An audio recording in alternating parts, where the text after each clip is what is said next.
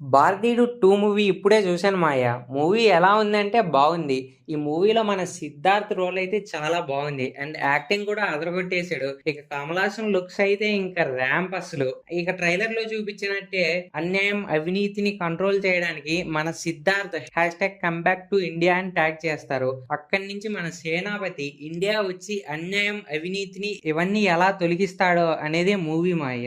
ఈ movie first half చాలా స్లోగా ఎళ్ళుద్ది మాయ. మధ్య మధ్యలో పాటలు కూడా వస్తాయి. ఎందుకొస్తాయి కూడా మనకు కూడా అర్థం కాదు. అండ్ సెకండ్ హాఫ్ నుంచి మూవీ ఉంటది మాయ.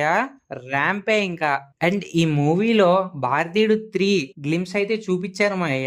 అవైతే సూపర్‌గా ఉన్నాయి. మీరైతే అస్సలు మిస్ అవ్వకండి. ఇదేం స్పాయిలర్ అయితే కాదు. ఆల్రెడీ డైరెక్టర్ శంకర్ ఇంతకు ముందే ఇంటర్వ్యూలో చెప్పాడు. 'భారతీయుడు 3' మూవీ 2025లో వస్తదని. ఫైనల్ గా చెప్పేది ఏంటంటే ఒకసారి అయితే చూడొచ్చు మాయ మూవీ. ఫస్ట్ హాఫ్ అయితే చాలా స్లోగా వెళ్ళుద్ది. అండ్ సెకండ్ హాఫ్ అయితే చాలా బాగుంటుంది.